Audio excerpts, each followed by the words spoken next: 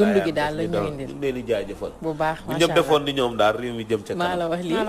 ay ca loo ñu indil mbay tey ci càmm gi waaw dañuy waxati ci élevage bi rek lay waxati càmm gi waxati moment yi moom daral yi tooy na gis nga nawet ak jëndum xar nawet ak njaayum xar ak situation yi nga xam ne xar yi ma romb tey si Fayda yërëm naa leen torop yërëm nga leen mais nag bu ñu tooyee rek bu seen yaram tooyee rek dootuñ ko sentir bu seen yaram guusee lay metti xar moom bu guusee nit sax bu guusee tant que taw tewoo ba tooy dootoo def dara day mel ni da nga sangu mais boo guusee rek daf lay andi ay jafe-jafe te ci xar yi noonu la mel mais fi nekk nii faat ka daral yi point de vente yi tijji nañ ko am na yu ci bëri yoo xamante ni ay travaux amoon nañ fa déplacé nañ ko comme ni ñu ko fi waxoon fan yi passé ci émission yi passé mais moment yi dafa am loo xamante ba tey am na daral yoo xamante ba tey éleveurs yi ñu ngi xaar pour ñu defaral leen daral yooyu pour ñu mën fa dem exposer fa seeni xar ku ci mel ni daralu fora bi tàmbaleeguñu sécurité amu fa defaruñu ko camion yi nga xam ne ñoo yeboon ngooñ bi mu ngi fa am na ay éléments yi nga xam ne jëloon nañ ko bu Charles Perrin dem seetaan ko te ñëw d'accord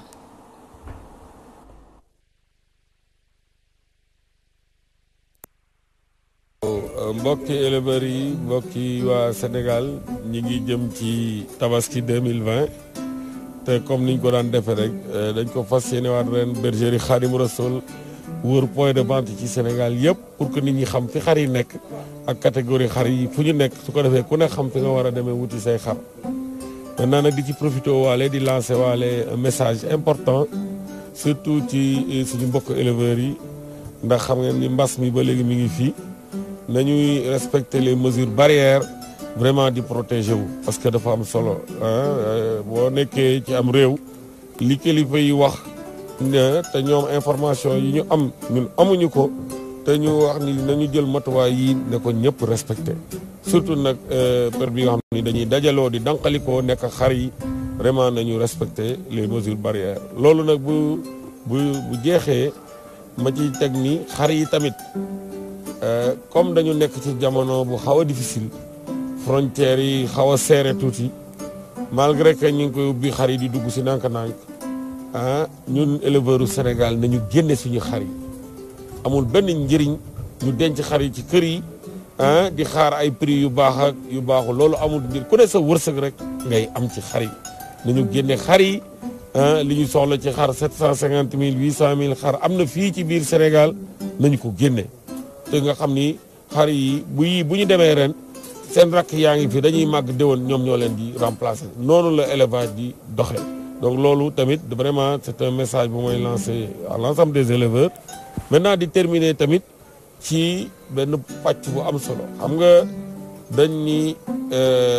il faut ñu fexe suñu dëkk yi set te gis ngeen ministère bu mel ni ministère de l'urbanisme et de l'hygiène publique li mu ci jéego yi mu ciy dox gis ngeen tey bu ngeen demee stade de l'amitié loolu rek war na tax éleveurs yi góorgóorlu gis ngeen stade d'amitié dañ fa daan nekk di buntu di xat-xatloo ak garage yeeg ña fa nekkoon ñëpp foofu nettoyé nañ ko ba mu set ren mu nekk point de vente bu leer nañ espace bu doy ñëpp mën nañ fa dal pour mën a jaay seen xar am sécurité am ndox am courant mais loolu nag bu ñu bëggee mu continuer ñun éleveurs yi bépp point de vente bu ñu utiliser ren bu tabaski passé ba le lendemain na ku nekk fexe ca la nga ca am ci wërsëg nga génne ko dajale sa ña nga fa nekkaloon ngeen nettoyé ko ba bu fa état jaaree dana day mel ni mosuñu faa def tabaski loolu bu ñu ko defee chaque année dinañu bàyyi point de vente yi ñu continuer di ci jaay mais buñ ko deful nii dañ koy tilimal bàyyi ko état dana ko toppatoo duñ leen encouragé te fa ñuy mujjee te loolu duñ ci mën dara mooy dañuy yóbbu à 50 kilomètres de Dakar parc yu fa ñu fay jaay xar yi parce que normalement loola doon yoon waaye comme may nañ ñu lii ñun nañu wane ni vraiment dañ ciy waslu ak donc nañuy nettoyer bu ñu paree tabaski vraiment suñu point de vente yi surtout nag ma bëgg naa sax bu ñu génnee ci tabaski bi à Dakar ma fexe ba dajale FENAFO RENADES ñu dem seeti ministre bi yore aménagement espace public yi su ko defee ñun ñu joxe suñu contribution jënd ay garab jënd matériel ñun tamit ñu jël quelques points espace public ñun ñu aménager leen en tant que éleveur nga xam ne bu leen aménagé bu déwénee sax ci foofu la ñuy defewaat suñu opération yi donc loolu aussi maa ngi ci woo ñëpp vraiment di leen sant di leen gërëm di leen wax déwénati. alors mi ngi noonu gis nañ élément bi nga xamante ne ni moom la ñu Mbaye Balaye jëlili woon ci instant yi ci yenn point de vente yi Mbaye. waaw di Omar Sow di kilifa. jiite Renades di ko jaajëfal ndax. pour ñu amoon élément moom moo jiite Renades voilà mu ngi noonu ndax parce que faat que moment yi. ñoom ñi nga xam ne ñoo jiite éleveurs yi. day baax ñu génn pour wax suñuy jafe-jafe gis nga ni mu takkee masque am noonu. doon kilifa ñëw représente taxaw ci biir daral gi nangu partagé teg ñun. di leen jaajëfal bu baax ndax kilifa bu jiitee dara. dafay faral di génn di wax. di wax ak njabootam di waxtaan ak askanam pour ñu xool yan méthode la ñuy def pour mën a jëmmal suñu liggéey jëm ci kanam boo xoolee moment yi daral yi faat ka commencé naa tooy nawet bi commencé na sécurité bi ñu wax ne daral yi ndox yi ñu waxoon dina am ci daral ba tey gisaguñu ko te boo xoolee moment bi tabaski li ci des matatul 20 jours matatu ko li ci des ay quelques jours moo ci des ñu dugg ci biir tabaski xaalis amul ci dëkk bi dëkk bi metti na ak Covid 19 bi ay weer passé activité yëpp tëdd comme ni ko Aïssa waxee mais ba tey askan wi nañu bàyyi xel ni xar ni ma ko waxee woon xar ci boppam boo yoree loo jëndee xar teel a dem jëndi xar bi ma ko fi wax boobu ministre bi génnagul def benn sorte c'est vrai moo koy wax ministre bi génnagul def benn sorte mais man bëgg naa loolu ndax lan bu ñu naxante dañuy teel a préparer fi ñu nar a jëm bi mu génnee def sorte boobu man dama ci kontaan ndax mu ngi wax xamal ni ku mën a jënd xar teel a dem jëndi xar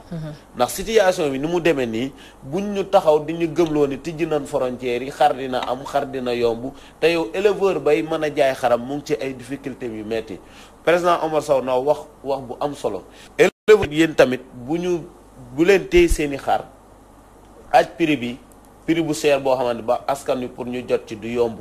te aussi tamit am na ay xar yoo xamante ni carrément jarul situation yi fu mu toll fii jarul ñu leen di téye bu leen yar ba déwén nan génne xar yi foofu la président Omar Sow doon waxee ma kontaan ci loolu trop nañuy génn xar yi na ngay gis ku ci mel ni benn Mbaye Balaye yor benn petit catégorie wala yor benn xar boo xamante ni mu ngi koy téye pour di ko réserver pour yar ko déwén te or que xar boobu bu ko génnoon am nañu ko mën a jariñoo na éleveurs yi génne xar yi te bépp éleveur boo xamante ne yaa ngi fii ci réew mi war nga dugal sa loxo ci tabaski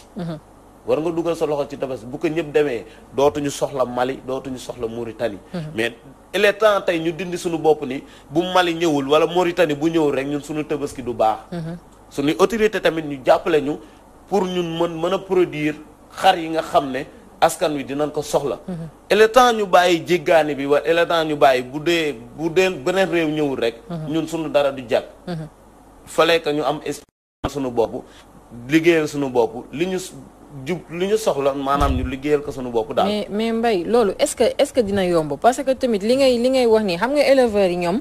bu tabaski jotee ay xar yu extraordinaire lañ lay génneel tegal la ko boolaa ñu naan laan ay 1 million bu si gën a ndaw sax 300 et quelques mille lañ lay wax et tey jii nii xar yi ngay wax ne mooy xaru pël-pël yi comme niñ leen di waxee yow sa bourse fu mu toll di nga mën a am xar donc li ngay wax nii est-ce que dina yomb parce que éleveurs yi duñu yar ay xaru pël-pël ñoom nga ni maami xar lañu est-ce que xam nga lan moo war a lool fark moom laa lay wax tey chaque jour milieu boo ci mënti gis bu demande bi ëppee production bi rek day seer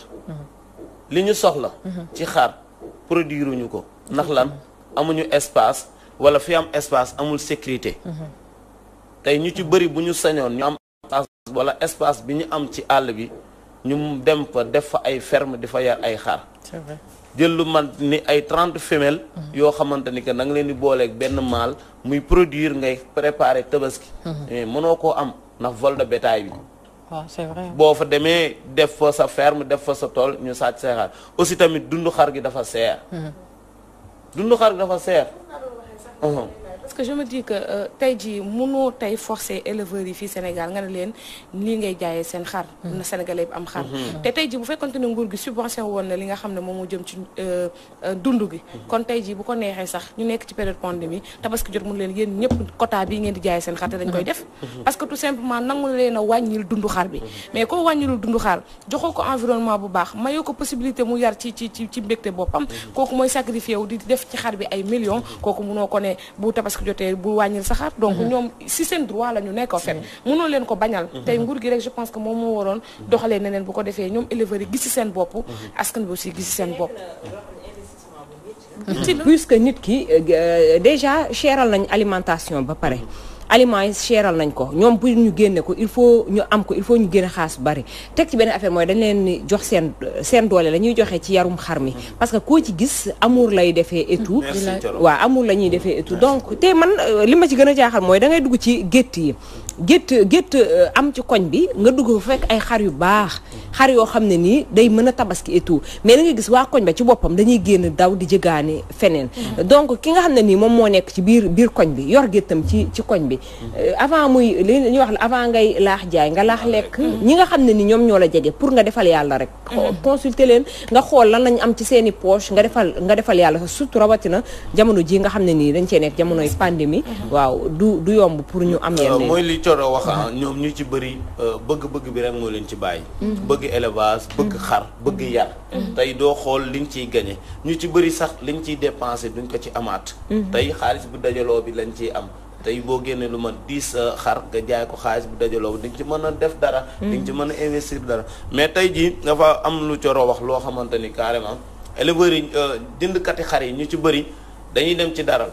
yor 100 000 francs di teg seen bët ci xaru 150 000 wala 200 000 kenn ku ci nekk jëndal li nga tollool noppalaku noppal sa bopp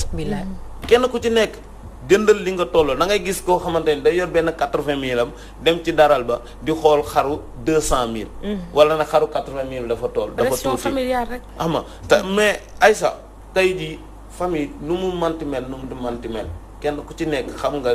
kilo ceeb li muy jaar doo yor njëgu kilo ceeb dem naan peeseel ma ñaari kilo kenn ku si nekk war nga mën a xam xar bi lii la mérito lii bu ñu sonal suñu bopp ci dara te dama la ci bëgg a yokkal mbay laay tabaski tout deret bi kese la si l'islam soxla loolu kese la donc xar bu mag ak xar bu ndaw mbote mi yooyu yëpp waaye genre Coro gi dañuy bëgg a ndawal 1 mois après Coro daa bëgg ndawal moom ay dibe yooyu bañ naka dañ lay wax ni boo ko mënul wàcc na la jaamu yàlla la boo xamante ni yàlla tegu ko kenn ku ko mënul boo ko mënul wàcc na la ñaata borom kër ñoo fi bis ñëw ñu mënoon di tabaski jël mënuñu ko ñu tëb beneen ba ñu mën ko àdduna moo demee noonu mais bu ñu sonal suñu bopp sonal ñiy jaay tamit nañu am yërmande xamal ci askan wi di bañ a xool ay bénéfice yu bëri xamal di xaaj ay prix yoo xamante ni carrément bu fekkee classe ak mbay laay gi moom ñëw di jaay tiitër wala ainsi de suite boo leen mënee dajji leen mais néew di doole yi nga xam ne ku ñëw di jëndi sa xar rek war ngaa xam kii mooy kan xama kii mooy kan war nga koo mën a dimbali yërëm ko jëndee xar la nga ko jëndee woon sax jaayaat ko nit wàññi sa prix sax wala nga jaayaat ko nit te la nga ko jëndee woon ngir dimbali ko wut ci yàlla daal liggéey bu ci nekk ci nga mënee wut yàlla xam ni dëkk bi dafa metti ñu dimbalante suñu biir daal d'accord en tout cas man moom dama bëgg voilà man aussi dafa am lu ma bëgg lancer dama bëgg monsieur le ministre Aly Ngouille Ndiaye mu joxal ma Aliou Sow xaru tabaski man loolu daf may nee trop mu kii ko mu def ko ndàmpaay li mu ko causé démb ci retard bi ba jox ko xaru tabaski daal man loolu dina ma neex et puis ngandam maamu xar nag mais ñu ngi koy def ñoom ñu ngi jënd ay xar di ko jox ay kilifa ci réew mi di bàyyi ñi nga xam ne carrément ñoo ko gën a mérito dañ leen koy jox pour neexal leen noonu rek am na ñu ko gën a mérito nag d'accord alors mu ngi noonu waaw c'est très scandaleux bi man loolu rek ñoo may déranger